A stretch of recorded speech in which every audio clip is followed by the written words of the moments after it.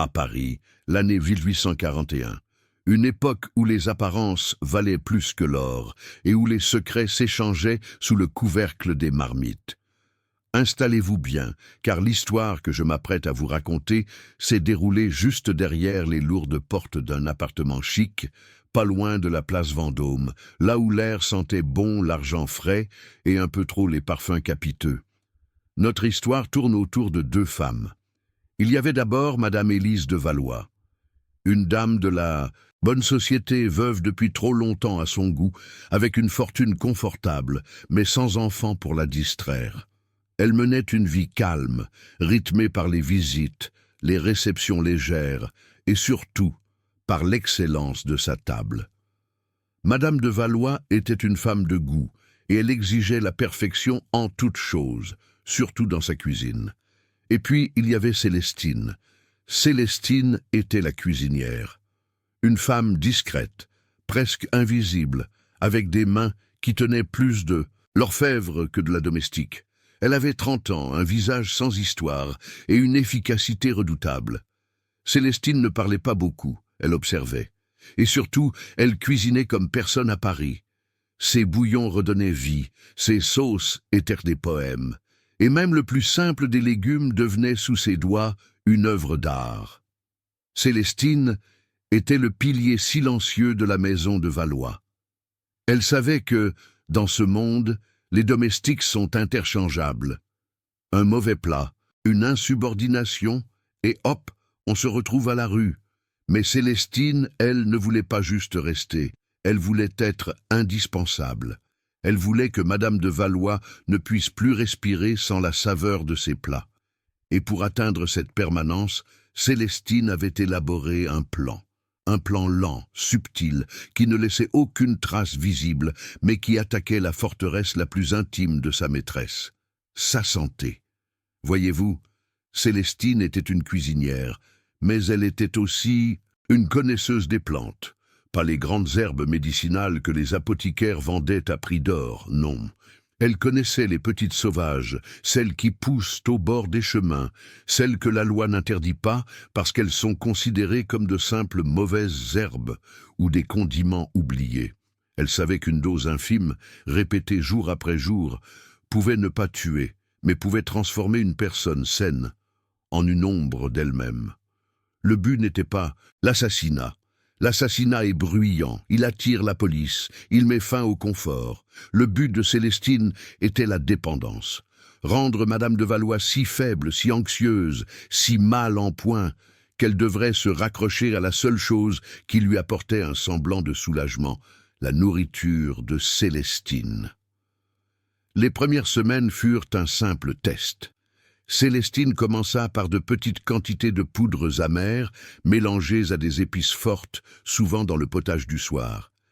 Elle utilisait des plantes qui, en faible concentration, miment les symptômes d'un épuisement nerveux ou d'une mauvaise digestion chronique. Imaginez la scène. Madame de Valois est assise à sa table. Les chandeliers brillent. Elle déguste son consommé de volaille, riche et parfumé. Elle ne sent rien d'anormal. Elle sourit même à Célestine qui vient discrètement s'enquérir si le plat est à son goût. Parfait, Célestine, absolument parfait. Vous avez la main légère ce soir. Mais quelques heures plus tard, la dame commençait à se sentir lourde. Un poids sur l'estomac, des maux de tête lancinants qui n'étaient pas assez forts pour nécessiter un médecin, mais assez pour gâcher sa soirée. Au début, Madame de Valois a mis cela sur le compte de l'âge ou du stress. C'était Paris, après tout. Les soucis financiers de ses amis, les commérages, tout cela était épuisant pour les nerfs d'une femme sensible. Célestine, elle, observait l'effet de sa cuisine. Elle notait que le matin, Madame de Valois se levait fatiguée, les traits tirés. Et plus la fatigue s'installait, plus Madame de Valois avait besoin de réconfort. Et où trouvait-on le réconfort? Dans les plats riches et onctueux que seule Célestine savait préparer. Le rythme des doses augmenta légèrement. Célestine devint une experte dans l'art de masquer le goût. Elle utilisait des préparations complexes, des macérations dans le vin de cuisine, des infusions dans le beurre clarifié, des poudres mélangées à la farine des pâtisseries. Les toxines étaient là, mais elles étaient noyées dans le luxe de la cuisine française. Un mois passa, puis deux. Madame de Valois n'était plus la femme énergique qu'elle avait été. Elle annulait des rendez-vous, se plaignait de vertiges fréquents et surtout, elle souffrait d'une anxiété diffuse. Elle se sentait faible, mais les médecins, quand elle les consultait, ne trouvaient rien de précis. « Madame, lui disait-il, vous avez les nerfs fragiles. C'est l'air de Paris, l'humidité, peut-être une petite mélancolie. Repos et bonne nourriture, voilà la clé. » Et c'est là que le plan de Célestine a vraiment commencé à prendre son envol. Car plus Madame de Valois était malade, plus elle s'inquiétait de ce qu'elle mangeait. Elle perdait l'appétit, sauf pour les plats préparés par Célestine.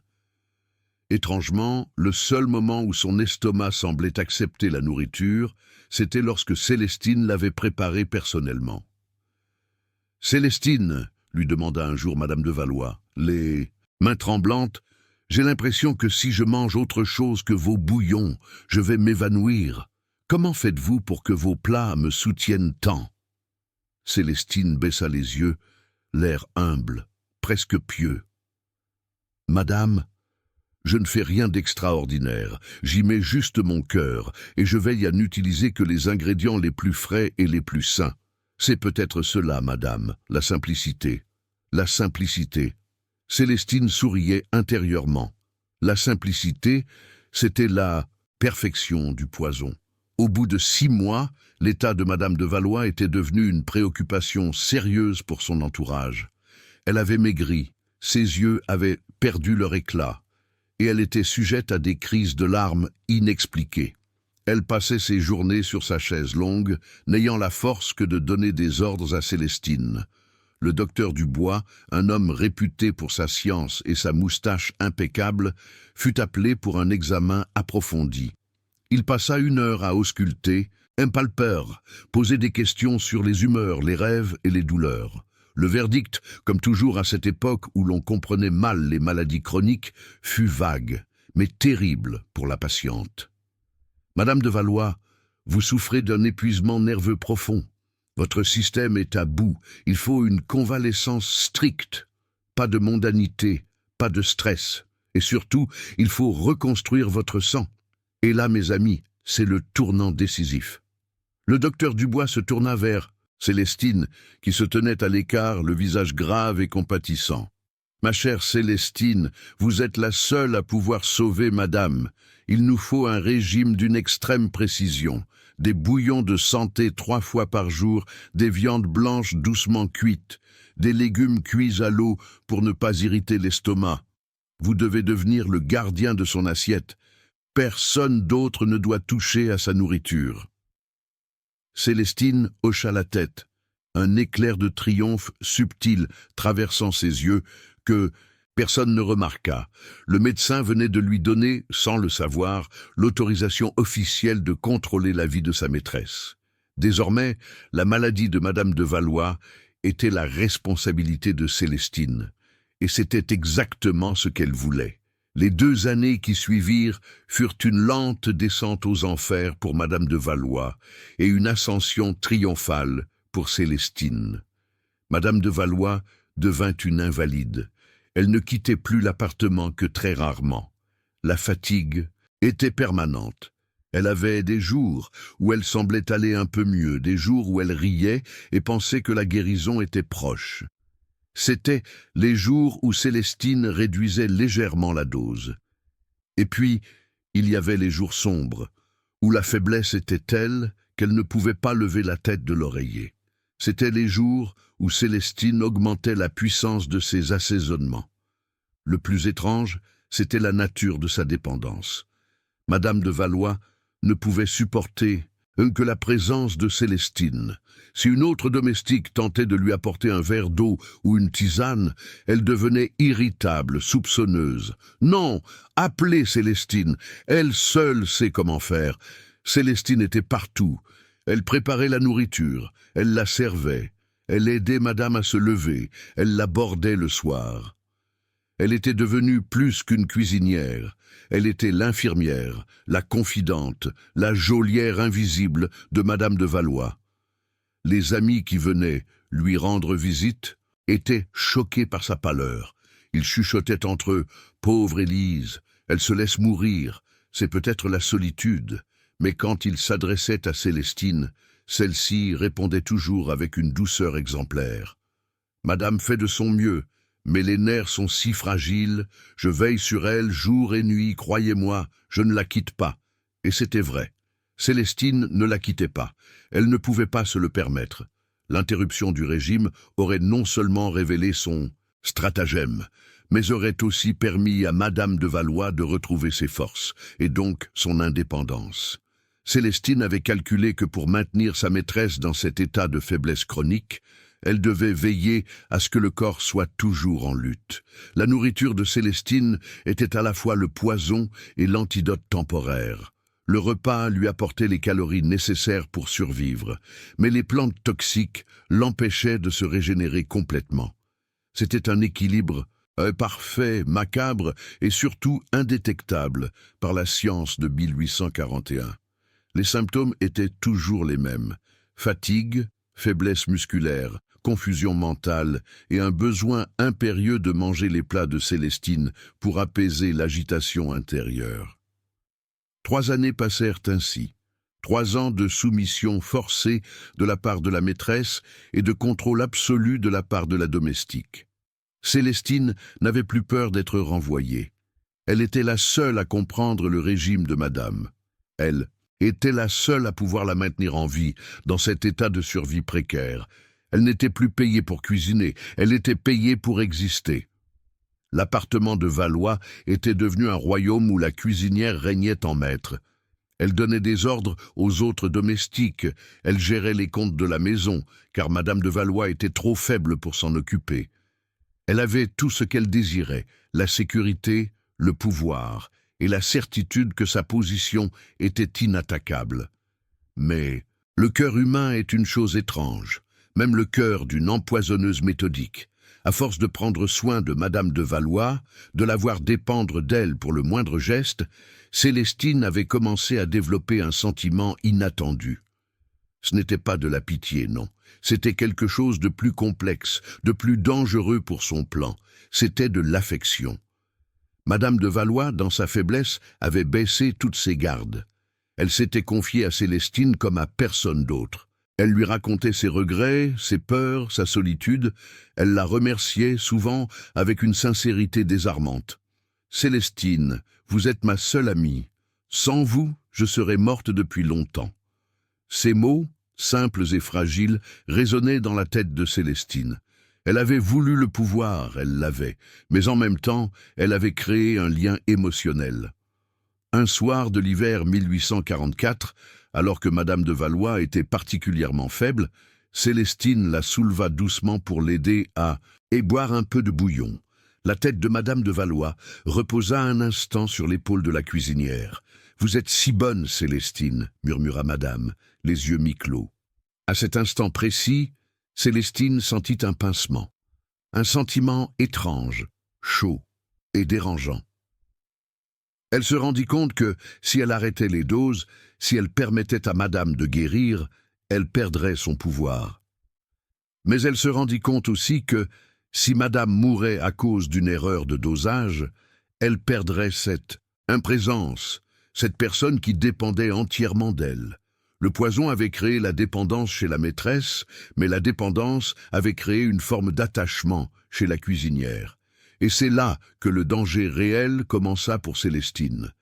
L'affection menaçait de trahir son plan. Si elle aimait, même un peu, elle ne pourrait plus être aussi froide, aussi précise dans ses dosages. Elle risquait de faire une erreur, soit par excès de prudence, soit par un accès soudain de remords. La situation était devenue intenable. Célestine avait passé 3 ans à affaiblir sa maîtresse pour assurer sa place. Mais maintenant, cette place était assurée, et la faiblesse de Madame de Valois était devenue la cause de son propre conflit intérieur. Il fallait que quelque chose change. La maladie devait évoluer. Elle devait trouver un moyen de maintenir son contrôle sans avoir à affronter les yeux reconnaissants de sa maîtresse chaque soir. Célestine se retira dans sa cuisine, la seule pièce où elle se sentait vraiment en sécurité. Elle regarda ses bocaux, ses mélanges séchés. Elle savait qu'elle ne pouvait pas reculer. Si Madame de Valois guérissait, elle retrouverait sa lucidité, son autorité, et se rendrait compte de l'étendue de sa dépendance. Et alors, Célestine serait renvoyée, ou pire. Non, la seule voie possible était d'aller de l'avant. Mais comment? Elle devait trouver une nouvelle phase pour cette maladie, une phase qui justifierait sa présence encore plus, mais qui la mettrait à l'abri de cette affection qui la rongeait. Elle prit un petit sachet de feuilles séchées, plus puissantes que les autres, réservées aux jours de crise. Elle les écrasa lentement, pensant « Il faut que Madame de Valois ait besoin de moi encore plus, mais d'une manière que je puisse gérer. » Le jeu subtil du poison et de la survie entrait dans sa 3e année, et Célestine sentait que, pour la première fois, ce n'était plus seulement la santé de Madame de Valois qui était en jeu, mais la sienne propre. Elle devait agir avant que l'amour, ou ce qui y ressemblait, ne la fasse dévier de sa route. Célestine était dans sa cuisine, les mains sur la table de travail, fixant le petit sachet de feuilles séchées qu'elle venait de sortir. Ces feuilles-là, mes amis, n'étaient pas de la petite tisane inoffensive. Elles contenaient une substance qui, en dose normale, aurait pu causer des vomissements terribles. Mais Célestine avait appris la mesure. Elle savait que le corps de Madame de Valois, affaibli par 3 ans de lutte constante, réagirait de manière spectaculaire à une simple augmentation de la dose. Elle devait créer une crise, une tempête, pour que le calme revienne après, mais avec de nouvelles règles. L'affection, cette chose molle et dangereuse, devait être remplacée par l'urgence, par la peur. Célestine devait redevenir le maître d'œuvre de la survie, et non pas la simple confidente. Elle prit une petite pincée des feuilles, les réduisit en poudre fine, presque impalpable, et la mélangea à un ingrédient de base, le beurre clarifié qu'elle utilisait pour lier la sauce du soir. Ce soir-là, Madame de Valois devait dîner d'une délicate volaille aux morilles, un plat riche et réconfortant, parfait pour masquer toute amertume. Quand elle apporta le plateau au salon, elle afficha sa mine habituelle, celle de la sollicitude discrète. « J'espère que cela vous plaira, madame. J'ai veillé à ce que la sauce soit très légère pour votre estomac. » Madame de Valois, allongée sur son sofa, sourit faiblement. « Vous êtes un ange, Célestine. Je me sens si faible aujourd'hui. Rien que de voir ce plat me donne un peu de courage. » Elle mangea lentement, savourant chaque bouchée. Elle ne remarqua rien. Pourquoi l'aurait-elle fait? La cuisinière était sa seule ancre. Mais 2 heures plus tard, la crise arriva. Ce ne fut pas une simple douleur au ventre, non. Ce fut une décharge électrique dans tout le corps de Madame de Valois. Elle se réveilla en un sursaut, le cœur battant la chamade, prise de tremblements violents. Elle se sentit glacée, puis brûlante.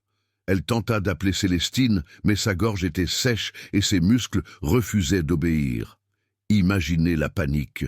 La dame, habituée à une faiblesse chronique mais gérable, se retrouvait face à une souffrance aiguë, inconnue.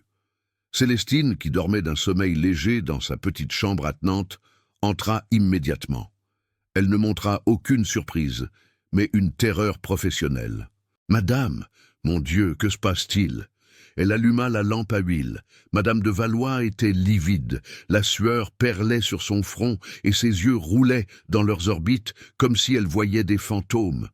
« Je meurs, Célestine, haleta madame. Mon cœur, il s'emballe. » Célestine la prit dans ses bras, la berçant légèrement. Elle savait que la crise durerait quelques heures, le temps que le corps épuisé lutte contre cette nouvelle agression. Elle savait aussi que cette nuit-là allait sceller le destin de sa maîtresse pour de bon. « Calmez-vous, madame. Je suis là. Je vais chercher le docteur Dubois. » Mais avant de sortir, Célestine fit une chose essentielle. Elle revint avec une tisane forte, préparée avec d'autres herbes, celles qui calment les spasmes et qui, surtout, masquent les symptômes les plus violents pour que le médecin ne puisse rien déceler de précis. C'était son antidote de secours, son alibi. Le docteur Dubois arriva en pleine nuit, alerté par la panique de Célestine. Il trouva Madame de Valois en état de demi-conscience, les tremblements s'étant transformés en une agitation nerveuse. Le docteur Dubois ausculta, fronça les sourcils et tapota son menton. Il était déconcerté. Les symptômes étaient ceux d'un empoisonnement, oui, mais sans les signes classiques de l'estomac brûlé ou de la fièvre typhoïde. « C'est une rechute terrible », déclara-t-il, l'air grave. « Une rechute nerveuse, sans doute aggravée par une faiblesse générale. Le corps de Madame de Valois est comme une vieille machine rouillée. Le moindre grain de poussière l'a fait s'arrêter. Il prescrivit des saignées légères, la mode de l'époque, et surtout un repos absolu, avec un régime encore plus strict. « Célestine », dit le docteur en s'adressant à la cuisinière, « vos bouillons l'ont maintenue en vie jusqu'à présent. Mais maintenant, il faut des soins intensifs. Vous devez être à son chevet jour et nuit. Si elle tente de manger quoi que ce soit d'autre, arrêtez-la. Nous devons la maintenir en vie par la seule force de sa volonté et par votre dévouement. » Célestine acquiesça, le visage baigné d'une fausse tristesse, qui était en réalité un soulagement profond. Le docteur Dubois venait de lui donner la garde totale. La crise passa après 2 jours de souffrance intense pour Madame de Valois. Quand elle se réveilla vraiment, elle était différente. La maladie avait franchi un cap. Elle n'était plus seulement faible, elle était devenue phobique. La peur de la mort vécue si intensément avait laissé des traces mentales. Elle ne faisait plus confiance à rien ni à personne, sauf à Célestine. Elle refusait quiconque entre dans sa chambre, même les femmes de chambre pour changer les draps. Seule Célestine était autorisée à la toucher, à la nourrir, à lui parler. Et Célestine en profita pour affiner son contrôle. Elle introduisit de nouvelles habitudes.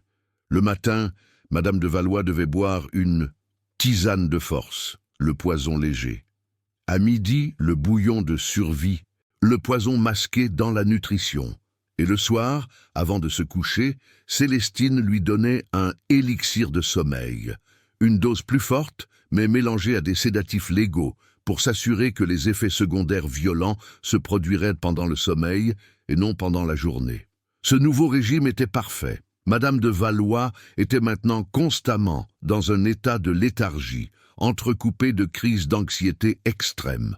Le plus important pour Célestine, c'est que cette nouvelle phase de la maladie avait résolu son problème d'affection.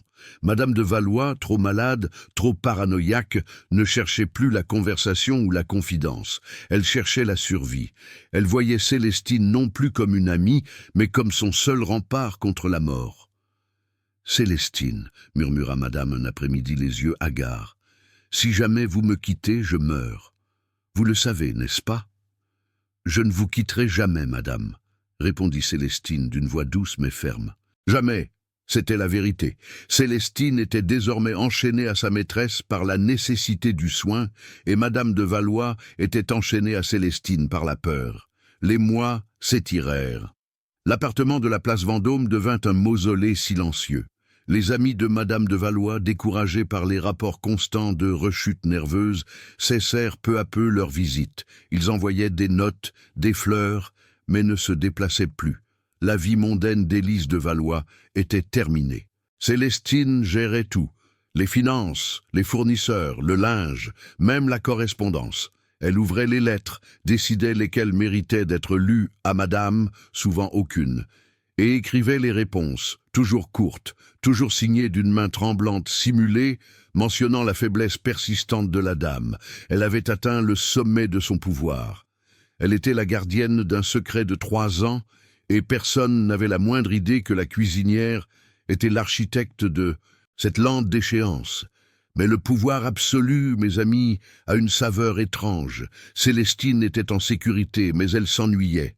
La routine du poison et de l'antidote, la gestion de la léthargie de Madame, tout cela était devenu mécanique. Et un nouveau danger commença à poindre, un danger extérieur qui n'avait rien à voir avec le poison. Madame de Valois avait un neveu éloigné, un certain Monsieur Armand de Launay.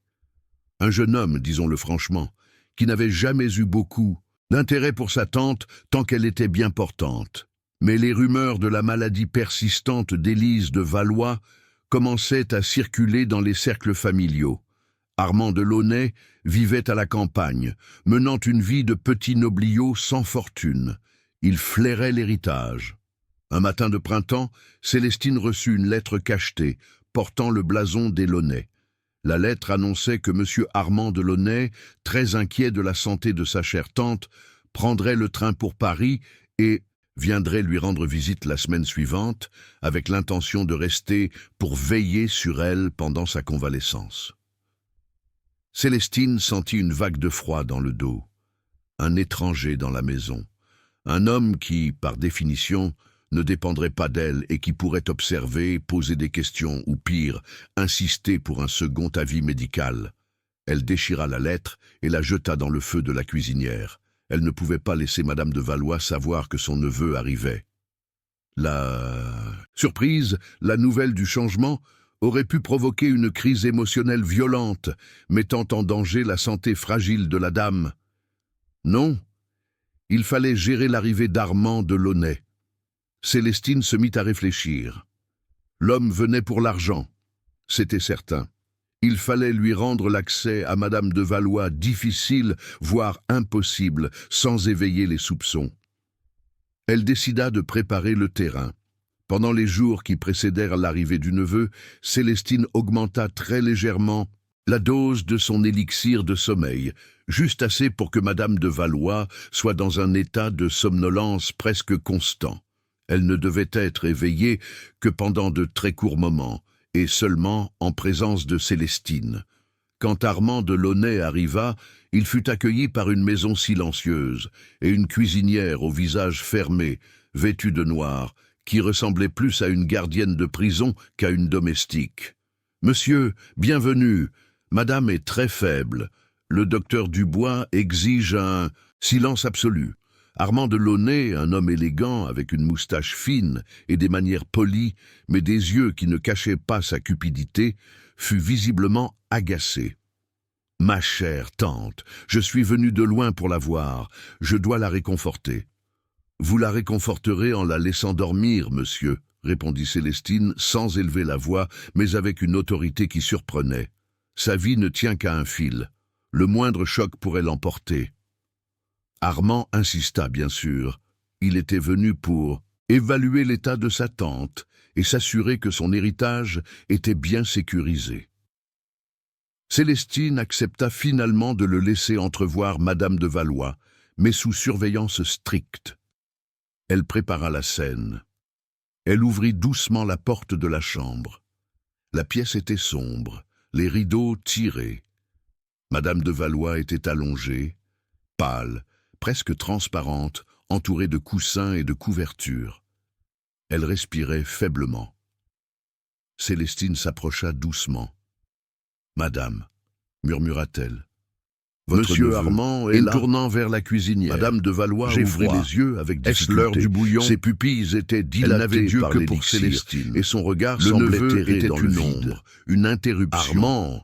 Armand de Launay, désarçonné par l'état de sa tante et par le contrôle total qu'exerçait la cuisinière, qui s'était avancée, se retira choqué par l'état de sa tante. Il passa les jours suivants à rôder dans femme de 80 ans, essayant de parler aux autres domestiques. C'est moi, tante Élise. Mais ceux-ci, je suis venu à l'autorité de Célestine. Madame de Valois le regarda sans le reconnaître. Il réalisa que pour atteindre sa Célestine, il devait passer par la cuisinière.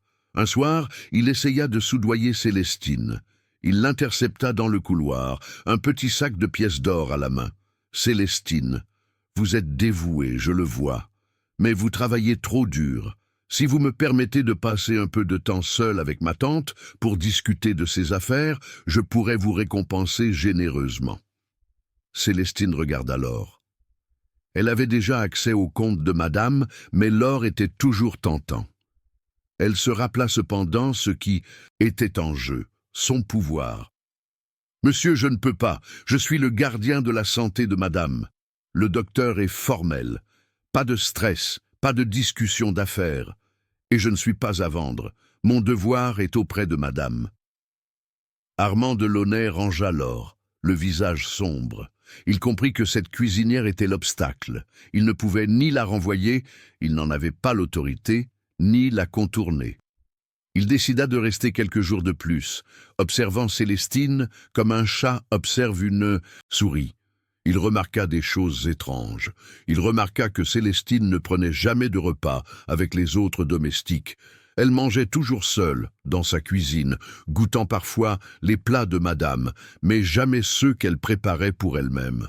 Il remarqua aussi que, si madame semblait léthargique toute la journée, elle avait de courtes périodes de lucidité, souvent juste après avoir pris le bouillon de midi. C'était le moment où les effets du poison s'estompaient légèrement et où la nourriture apportait un regain de force. Armand Delaunay n'était pas un imbécile. Il commença à se poser des questions, non pas sur le poison, mais sur le contrôle. Pourquoi cette cuisinière était-elle si indispensable? Pourquoi la maladie de sa tante était-elle si commode pour elle?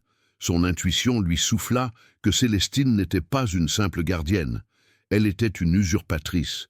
Elle ne cherchait pas à tuer sa maîtresse, mais à la maintenir dans un état qui lui garantissait la richesse et le pouvoir. Le neveu devint le premier danger réel, non pas parce qu'il était un homme de science, mais parce qu'il était un homme d'intérêt et qu'il commençait à voir clair dans le jeu du pouvoir domestique. Célestine sentit la pression. Elle devait se débarrasser de lui, et vite. Mais comment faire partir le neveu sans attirer l'attention? Elle ne pouvait pas l'empoisonner. Cela aurait été trop bruyant, trop risqué. Elle devait le discréditer aux yeux de Madame de Valois, même si celle-ci était à moitié consciente. Elle attendit son heure, une heure où Madame était un peu plus alerte, après le bouillon. Elle entra dans la chambre, l'air affolé. « Madame, je suis désolée de vous déranger, mais je suis très inquiète. »« Qu'y a-t-il, Célestine ?» murmura Madame de Valois. « C'est Monsieur Armand. Il a demandé à voir vos bijoux. Il a dit que vous deviez les mettre en sécurité, car il y a des voleurs dans le quartier. Mais il a insisté pour que je lui montre où vous les gardiez, et il a posé des questions sur vos testaments. » Célestine avait touché la corde sensible. Même dans son état affaibli, Madame de Valois était une femme de propriété. La suspicion de cupidité, de vol, la fit réagir. « Il a osé ?» demanda Madame, les yeux s'allumant d'une colère faible. « Oui, Madame, j'ai refusé, bien sûr, mais j'ai peur qu'il ne revienne. Il m'a semblé très insistant. Le plan fonctionna à merveille. Le peu de lucidité qu'il restait à Madame de Valois fut utilisé pour détester son neveu. Le lendemain matin, Célestine vint trouver Armand Delaunay, qui prenait son café dans le salon. « Monsieur, Madame de Valois est très agitée ce matin. Elle m'a demandé de vous transmettre un message. Elle vous remercie de votre visite, mais votre présence l'épuise. Elle vous demande de bien vouloir retourner à la campagne. Elle vous écrira quand elle sera plus forte. » Armand Delaunay comprit immédiatement qu'il avait perdu la bataille de l'influence. Sa tante, même malade, l'avait chassé, et il n'y avait qu'une seule personne derrière cette décision. « Dites à ma tante que j'obéis, Célestine, » répondit-il, le ton glacial. « Mais dites-lui aussi que je reviendrai, et que je veillerai à ce que tout soit fait dans les règles. » Il la regarda droit dans les yeux. C'était une menace voilée. Célestine soutint son regard, sans ciller. « Je veillerai à son bien-être, monsieur. C'est mon seul devoir. » Armand Delaunay quitta l'appartement ce jour-là, plein de rage et de suspicion. Célestine avait gagné. Elle avait écarté le danger immédiat, mais elle savait que le neveu n'abandonnerait pas. Il allait chercher des preuves, des moyens légaux de reprendre le contrôle sur sa tante. Elle se retrouva seule à nouveau avec Madame de Valois dans le silence de l'appartement, mais la tranquillité était brisée. Le jeu du poison devait continuer, mais Célestine devait maintenant se préparer à une guerre extérieure, une guerre contre la famille, qui allait forcément impliquer les médecins, les notaires et peut-être même la justice. Elle retourna à sa cuisine, elle regarda ses bocaux. Elle devait maintenant non seulement maintenir Madame en vie et dépendante, mais aussi la maintenir dans un état qui justifierait l'absence totale de communication avec le monde extérieur. La maladie devait devenir non seulement physique, mais aussi mentale. Le plan entrait dans sa phase la plus dangereuse. Elle prit ces herbes les plus sombres, celles qui causaient une confusion, le trouble de l'esprit, les hallucinations légères. Elle devait faire en sorte que si jamais Armand revenait avec un notaire, Madame de Valois ne soit plus capable de signer un papier, ni de tenir une conversation sensée. C'était la seule manière de garantir son monopole. Le temps de la simple faiblesse était révolu. Il fallait maintenant installer le délire. Célestine était dans sa cuisine, les mains sur la table de travail, fixant le petit sachet de feuilles séchées qu'elle venait de sortir. Ces feuilles-là, mes amis, n'étaient pas de la petite tisane inoffensive. Elles contenaient une substance qui, en dose normale, aurait pu causer des vomissements terribles. Mais Célestine avait appris la mesure. Elle savait que le corps de Madame de Valois, affaibli par 3 ans de lutte constante, réagirait de manière spectaculaire à une simple augmentation de la dose. Elle devait créer une crise, une tempête, pour que le calme revienne après, mais avec de nouvelles règles. L'affection, cette chose molle et dangereuse, devait être remplacée par l'urgence, par la peur. Célestine devait redevenir le maître d'œuvre de la survie, et non pas la simple confidente. Elle prit une petite pincée des feuilles, les réduisit en poudre fine, presque impalpable, et la mélangea à un ingrédient de base, le beurre clarifié qu'elle utilisait pour lier la sauce du soir. Ce soir-là, Madame de Valois devait dîner d'une délicate volaille aux morilles, un plat riche et réconfortant, parfait pour masquer toute amertume. Quand elle apporta le plateau au salon, elle afficha sa mine habituelle, celle de la sollicitude discrète. « J'espère que cela vous plaira, madame. J'ai veillé à ce que la sauce soit très légère pour votre estomac. » Madame de Valois, allongée sur son sofa, sourit faiblement. « Vous êtes un ange, Célestine. Je me sens si faible aujourd'hui. Rien que de voir ce plat me donne un peu de courage. » Elle mangea lentement, savourant chaque bouchée. Elle ne remarqua rien. Pourquoi l'aurait-elle fait? La cuisinière était sa seule ancre. Mais 2 heures plus tard, la crise arriva. Ce ne fut pas une simple douleur au ventre, non. Ce fut une décharge électrique dans tout le corps de Madame de Valois. Elle se réveilla en sursaut, le cœur battant la chamade, prise de tremblements violents. Elle se sentit glacée, puis brûlante. Elle tenta d'appeler Célestine, mais sa gorge était sèche et ses muscles refusaient d'obéir. Imaginez la panique. La dame, habituée à une faiblesse chronique mais gérable, se retrouvait face à une souffrance aiguë, inconnue. Célestine, qui dormait d'un sommeil léger dans sa petite chambre attenante, entra immédiatement. Elle ne montra aucune surprise, mais une terreur professionnelle. « Madame, mon Dieu, que se passe-t-il » Elle alluma la lampe à huile. Madame de Valois était livide. La sueur perlait sur son front et ses yeux roulaient dans leurs orbites, comme si elle voyait des fantômes. « Je meurs. Célestine » haleta madame. « Mon cœur » Il s'emballe. Célestine la prit dans ses bras, la berçant légèrement. Elle savait que la crise durerait quelques heures, le temps que le corps épuisé lutte contre cette nouvelle agression.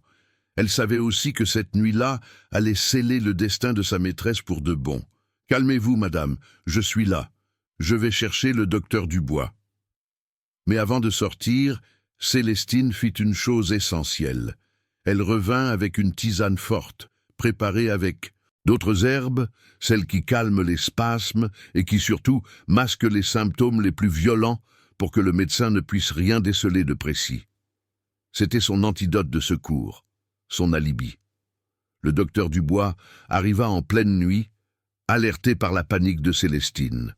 Il trouva Madame de Valois en état de demi-conscience, les tremblements s'étant transformés en une agitation nerveuse. Le docteur Dubois ausculta, fronça les sourcils et tapota son menton. Il était déconcerté.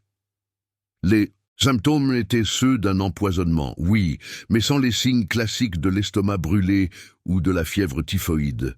« C'est une rechute terrible, déclara-t-il, l'air grave. Une rechute nerveuse, sans doute aggravée par une faiblesse générale. Le corps de Madame de Valois est comme une vieille machine rouillée. Le moindre grain de poussière l'a fait s'arrêter. Il prescrivit des saignées légères, la mode de l'époque, et surtout un repos absolu, avec un régime encore plus strict. « Célestine, » dit le docteur en s'adressant à la cuisinière, « vos bouillons l'ont maintenue en vie jusqu'à présent, mais maintenant il faut des soins intensifs. Vous devez être à son chevet jour et nuit. Si elle tente de manger quoi que ce soit d'autre, arrêtez-la.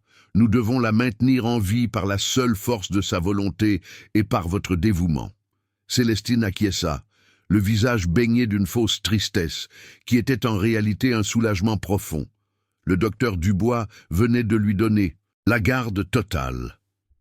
La crise passa après 2 jours de souffrance intense pour Madame de Valois. Quand elle se réveilla vraiment, elle était différente. La maladie avait franchi un cap. Elle n'était plus seulement faible, elle était devenue phobique. La peur de la mort, vécue si intensément, avait laissé des traces mentales. Elle ne faisait plus confiance à rien ni à personne, sauf à Célestine. Elle refusait quiconque entre dans sa chambre, même les femmes de chambre, pour changer les draps. Seule Célestine était autorisée à la toucher, à la nourrir, à lui parler.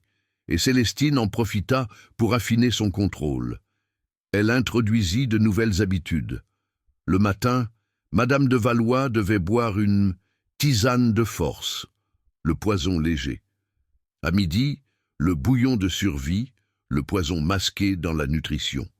Et le soir, avant de se coucher, Célestine lui donnait un élixir de sommeil. Une dose plus forte, mais mélangée à des sédatifs légaux, pour s'assurer que les effets secondaires violents se produiraient pendant le sommeil et non pendant la journée. Ce nouveau régime était parfait. Madame de Valois était maintenant constamment dans un état de léthargie, entrecoupé de crises d'anxiété extrêmes. Le plus important pour Célestine, c'est que cette nouvelle phase de la maladie avait résolu son problème d'affection. Madame de Valois, trop malade, trop paranoïaque, ne cherchait plus la conversation ou la confidence. Elle cherchait la survie. Elle voyait Célestine non plus, mais comme une amie, mais comme son seul rempart contre la mort. « Célestine, » murmura Madame un après-midi, les yeux hagards, « si jamais vous me quittez, je meurs. Vous le savez, n'est-ce pas ?»« Je ne vous quitterai jamais, Madame, » répondit Célestine, d'une voix douce mais ferme. « Jamais. » C'était la vérité. Célestine était désormais enchaînée à sa maîtresse par la nécessité du soin, et Madame de Valois était enchaînée à Célestine par la peur. Les mois s'étirèrent. L'appartement de la place Vendôme devint un mausolée silencieux. Les amis de Madame de Valois, découragés par les rapports constants de rechutes nerveuses, cessèrent peu à peu leur visite. Ils envoyaient des notes, des fleurs, mais ne se déplaçaient plus. La vie mondaine d'Élise de Valois était terminée. Célestine gérait tout, les finances, les fournisseurs, le linge, même la correspondance.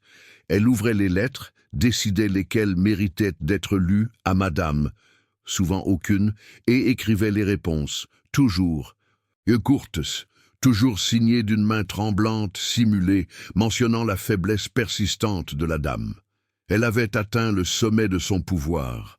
Elle était la gardienne d'un secret de 3 ans, et personne n'avait la moindre idée que la cuisinière était l'architecte de cette lente déchéance. Mais le pouvoir absolu, mes amis, a une saveur étrange. Célestine était en sécurité, mais elle s'ennuyait. La routine du poison et de l'antidote, la gestion de la léthargie de Madame, tout cela était devenu mécanique. Et un nouveau danger commença à poindre, un danger extérieur qui n'avait rien à voir avec le poison. Madame de Valois avait un neveu éloigné, un certain monsieur Armand Delaunay. Un jeune homme, disons-le franchement, qui n'avait jamais eu beaucoup d'intérêt pour sa tante tant qu'elle était bien portante. Mais les rumeurs de la maladie persistante d'Élise de Valois commençaient à circuler dans les cercles familiaux. Armand Delaunay vivait à la campagne, menant une vie de petit nobliau sans fortune. Il flairait l'héritage. Un matin de printemps, Célestine reçut une lettre cachetée, portant le blason Delaunay. La lettre annonçait que M. Armand Delaunay, très inquiet de la santé de sa chère tante, prendrait le train pour Paris et viendrait lui rendre visite la semaine suivante avec l'intention de rester pour veiller sur elle pendant sa convalescence. Célestine sentit une vague de froid dans le dos. Un étranger dans la maison, un homme qui, par définition, ne dépendrait pas d'elle et qui pourrait observer, poser des questions ou pire, insister pour un second avis médical. Elle déchira la lettre et la jeta dans le feu de la cuisinière. Elle ne pouvait pas laisser Madame de Valois savoir que son neveu arrivait. La surprise, la nouvelle du changement, aurait pu provoquer une crise émotionnelle violente, mettant en danger la santé fragile de la dame. Non, il fallait gérer l'arrivée d'Armand Delaunay. Célestine se mit à réfléchir. L'homme venait pour l'argent, c'était certain. Il fallait lui rendre l'accès à Madame de Valois difficile, voire impossible, sans éveiller les soupçons. Elle décida de préparer le terrain. Pendant les jours qui précédèrent l'arrivée du neveu, Célestine augmenta très légèrement la dose de son élixir de sommeil, juste assez pour que Madame de Valois soit dans un état de somnolence presque constant. Elle ne devait être éveillée que pendant de très courts moments, et seulement en présence de Célestine. Quand Armand Delaunay arriva, il fut accueilli par une maison silencieuse et une cuisinière au visage fermé, vêtue de noir, qui ressemblait plus à une gardienne de prison qu'à une domestique. « Monsieur, bienvenue. Madame est très faible. Le docteur Dubois exige un silence absolu. Armand Delaunay, un homme élégant avec une moustache fine et des manières polies, mais des yeux qui ne cachaient pas sa cupidité, fut visiblement agacé. « Ma chère tante, je suis venu de loin pour la voir. Je dois la réconforter. » « Vous la réconforterez en la laissant dormir, monsieur, » répondit Célestine, sans élever la voix, mais avec une autorité qui surprenait. Sa vie ne tient qu'à un fil. Le moindre choc pourrait l'emporter. Armand insista, bien sûr. Il était venu pour évaluer l'état de sa tante et s'assurer que son héritage était bien sécurisé. Célestine accepta finalement de le laisser entrevoir Madame de Valois, mais sous surveillance stricte. Elle prépara la scène. Elle ouvrit doucement la porte de la chambre. La pièce était sombre, les rideaux tirés. Madame de Valois était allongée, pâle, presque transparente, entourée de coussins et de couvertures. Elle respirait faiblement. Célestine s'approcha doucement. « Madame, » murmura-t-elle, « votre neveu, monsieur Armand, est là. » Madame de Valois ouvrit les yeux avec difficulté. Ses pupilles étaient dilatées par l'élixir, et son regard semblait errer dans le vide. « Armand, qui est là ?» demanda-t-elle d'une voix faible et confuse. Armand Delaunay, qui s'était avancé, fut choqué par l'état de sa tante. Elle ressemblait à une femme de 80 ans. « C'est moi, tante Élise. Je suis venu vous voir. » Madame de Valois le regarda sans le reconnaître vraiment. « Célestine, » dit-elle en se tournant vers la cuisinière, « j'ai froid. Est-ce l'heure du bouillon ?» Elle n'avait Dieu que pour Célestine. Le neveu était une ombre, une interruption. Armand Delaunay, désarçonné par l'état de sa tante et par le contrôle total qu'exerçait la cuisinière, se retira rapidement. Il passa les jours suivants à rôder dans l'appartement, essayant de parler aux autres domestiques. Mais ceux-ci, habitués à l'autorité de Célestine, ne disaient rien. Il réalisa que pour atteindre sa tante, il devait passer par la cuisinière. Un soir, il essaya de soudoyer Célestine. Il l'intercepta dans le couloir, un petit sac de pièces d'or à la main. « Célestine, vous êtes dévouée, je le vois, mais vous travaillez trop dur.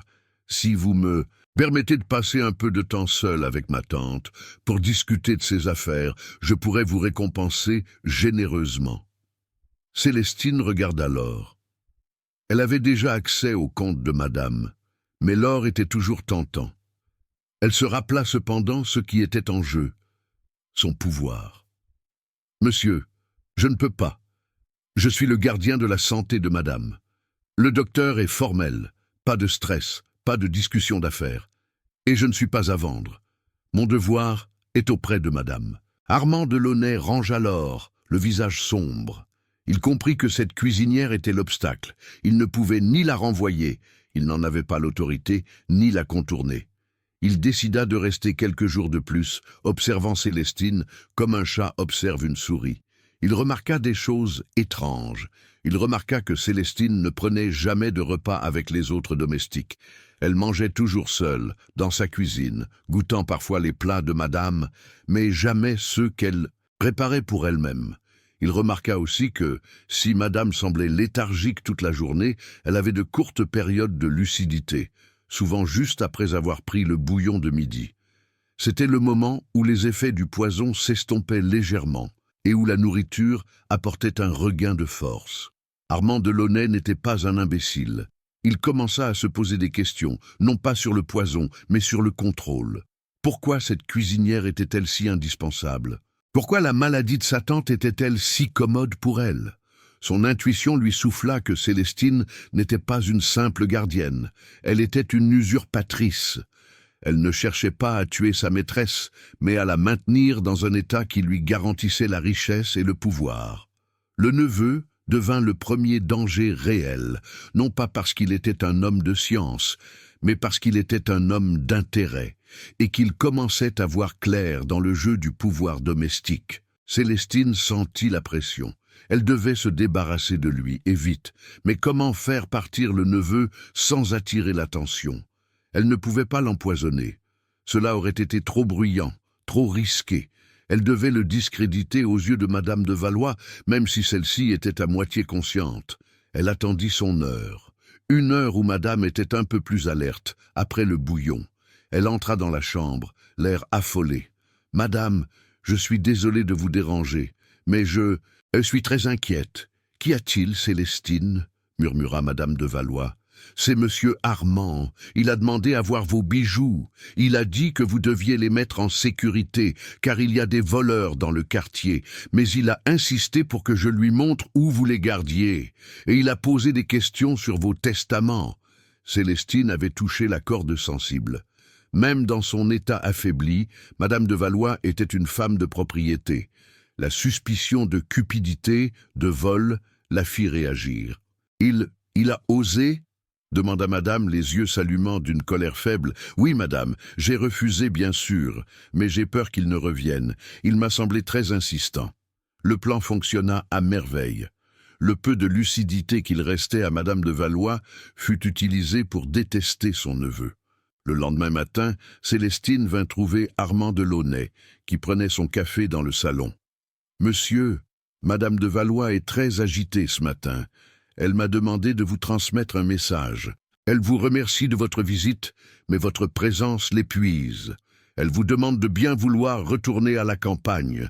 Elle vous écrira quand elle sera plus forte. » Armand Delaunay comprit immédiatement qu'il avait perdu la bataille de l'influence. Sa tante, même malade, l'avait chassé, et il n'y avait qu'une seule personne derrière cette décision. « Dites à ma tante que j'obéis, Célestine, » répondit-il, le ton glacial, « mais dites-lui aussi que je reviendrai, et que je veillerai à ce que tout soit fait dans les règles. » Il la regarda droit dans les yeux, c'était une menace voilée. Célestine soutint son regard, sans ciller. « Je veillerai à son bien-être, monsieur. C'est mon seul devoir. » Armand Delaunay quitta l'appartement ce jour-là, plein de rage et de suspicion. Célestine avait gagné. Elle avait écarté le danger immédiat, mais elle savait que le neveu n'abandonnerait pas. Il allait chercher des preuves, des moyens légaux de reprendre le contrôle sur sa tante. Elle se retrouva seule à nouveau avec Madame de Valois dans le silence de l'appartement, mais la tranquillité était brisée.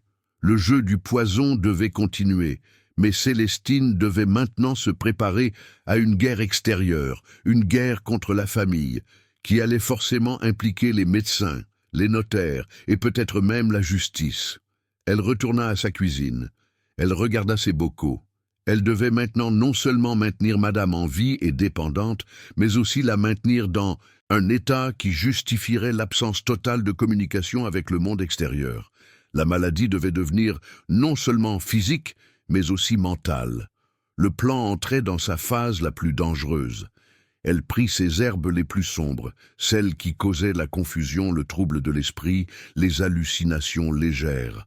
Elle devait faire en sorte que, si jamais Armand revenait avec un notaire, Madame de Valois ne soit plus capable de signer un papier ni de tenir une conversation sensée. C'était la seule manière de garantir son monopole. Le temps de la simple faiblesse était révolu. Il fallait maintenant installer le délire. Armand Delaunay ne mit pas longtemps à mettre sa menace à exécution. Un mois plus tard, au début de l'été 1844, il revint à Paris, mais cette fois-ci, il n'était pas seul. Il était accompagné de maître Lefebvre, un notaire réputé, et d'un nouveau médecin, le docteur Moreau, connu pour son approche méthodique et son scepticisme face au diagnostic de nerfs fragiles.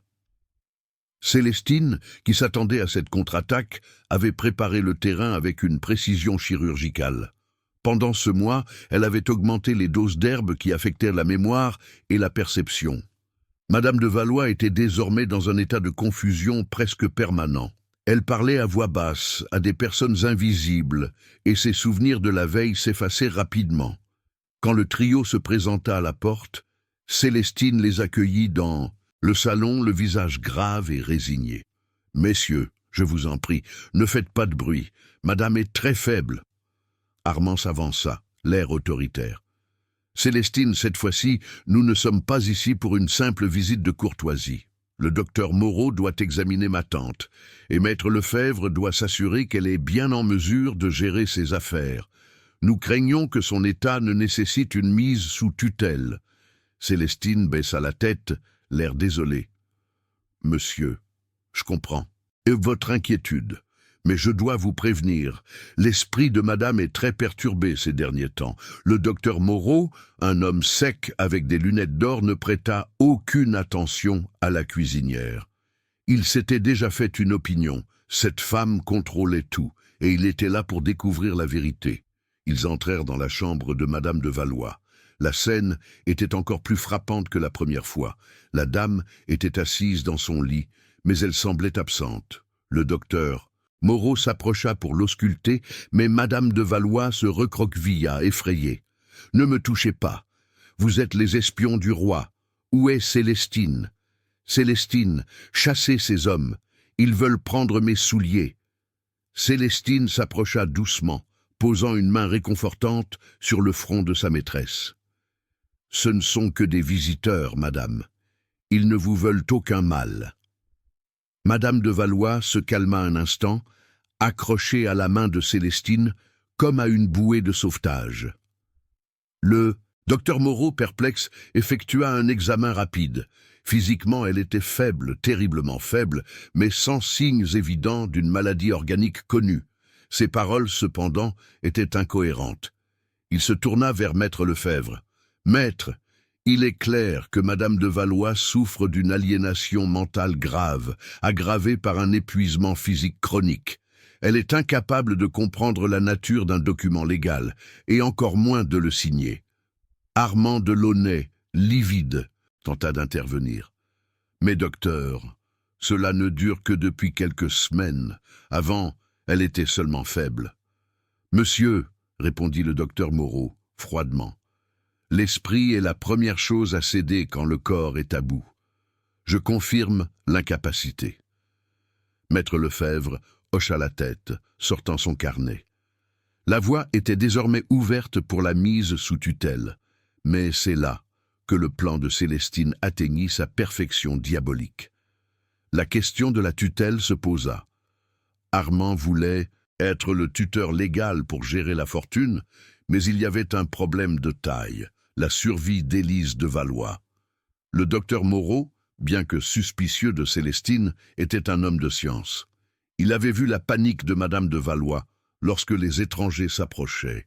Il avait noté son calme immédiat en présence de la cuisinière. « Maître Lefebvre, » dit le docteur, « si nous retirons cette femme, madame de Valois mourra de choc ou de refus de s'alimenter dans les 48 heures. Elle a développé une dépendance psychologique et physique totale à Célestine. Nous devons la maintenir en vie. » La conclusion fut inéluctable. Pour protéger la fortune et éviter le scandale d'une mort rapide, il fallait laisser le contrôle de la personne à celle qui la maintenait en vie. L'accord fut scellé devant le tribunal quelques semaines plus tard. Armand de Launay obtenait la tutelle financière, ce qui lui donnait accès au compte, mais pas la possibilité de toucher à l'héritage tant que sa tante vivait, mais Célestine était officiellement nommée gardienne de la personne de Madame Élise de Valois. Elle avait l'autorité légale de gérer la nourriture, les soins et surtout de refuser l'accès à quiconque pourrait nuire à la tranquillité de la malade. Célestine avait gagné la guerre. Elle n'était plus une domestique. Elle était une autorité reconnue, une nécessité vitale. Armand de Launay, vaincu, ne pouvait plus que surveiller les livres de compte et attendre la mort de sa tante, une mort que Célestine, par un dosage parfait, maintenait à distance, mais sans jamais permettre la guérison. Les années qui suivirent furent d'un calme macabre. Célestine était devenue la maîtresse de la maison, sans en porter le titre. Elle donnait des ordres, gérait le personnel et vivait dans un confort que peu de femmes de sa condition pouvaient espérer.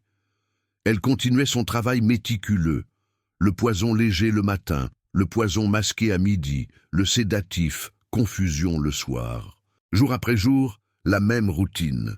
Madame de Valois vivait dans une semi-léthargie, parfois faible, parfois délirante, mais toujours dépendante. Célestine veillait sur elle avec un dévouement qui aurait fait pleurer n'importe quel témoin. C'était un dévouement réel, car la cuisinière ne pouvait plus se passer de cette relation de pouvoir et de soin. L'affection qu'elle avait ressentie au début s'était transformée en un lien indissoluble, la nécessité de sa propre existence. C'était le prix du contrôle absolu. Célestine avait voulu être indispensable, et elle l'était devenue, au point d'être prisonnière de sa propre œuvre. Elle ne pouvait plus s'en aller. Si elle partait, Madame mourrait, et la vérité peut-être éclaterait. Elle devait rester pour gérer son crime silencieux. 10 ans passèrent.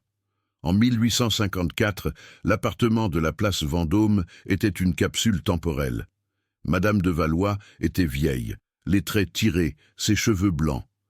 Célestine, elle aussi, avait vieilli dans l'ombre de sa maîtresse. Elle n'était plus la jeune cuisinière discrète, mais une femme d'âge mûr, respectée et crainte par tous. Un matin d'hiver, Célestine entra dans la chambre de sa maîtresse pour lui apporter son bouillon. Madame de Valois était allongée, mais cette fois son visage était serein, sans les spasmes d'anxiété habituels. Célestine s'approcha. Elle posa la main sur le front de la dame. Il était froid. Madame Élise de Valois était morte, non pas d'un empoisonnement aigu, non pas d'une maladie soudaine, mais de la simple extinction d'un corps épuisé par une lutte de 14 années. Le cœur, fatigué de se battre contre un ennemi invisible, avait simplement cessé. Célestine resta immobile un long moment. Elle n'avait pas de larmes. Elle ressentait un vide immense. Le pilier de sa vie, la raison de son pouvoir, venait de disparaître. Le docteur Dubois, toujours vivant, vint constater le décès. Il signa le certificat sans surprise. Épuisement nerveux chronique.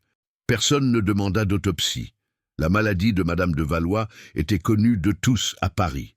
Le neveu, Armand de Launay, arriva rapidement. Il hérita enfin de la fortune, mais il ne montra aucune pitié pour Célestine. « Vous avez bien servi ma tante, Célestine. Vous serez payée pour le mois en cours. Maintenant, vous êtes libre. » Célestine, la gardienne de la personne, la maîtresse cachée de l'appartement, se retrouva sans titre, sans fonction et sans foyer, après 14 ans de règne, à silencieux. Elle quitta l'appartement le lendemain avec une petite malle contenant quelques économies, des recettes et des bocaux d'herbes séchées. Le luxe de la place Vendôme ne lui appartenait plus. Elle s'installa dans un petit logement modeste, loin du faste qu'elle avait géré. Elle aurait pu ouvrir une auberge, elle aurait pu cuisiner pour les riches, mais elle ne le fit pas. Célestine ne cuisina plus jamais pour d'autres. Elle avait perdu le goût de son art. Elle avait découvert que le pouvoir de la cuisine résidait dans le contrôle de l'autre, et non dans le plaisir du plat. Elle vécut les dernières années de sa vie seule, une femme discrète, invisible à nouveau, comme elle l'avait été au début. Elle regardait souvent ses bocaux d'herbes séchées, les restes de son plan parfait. Le secret de Célestine ne fut jamais découvert.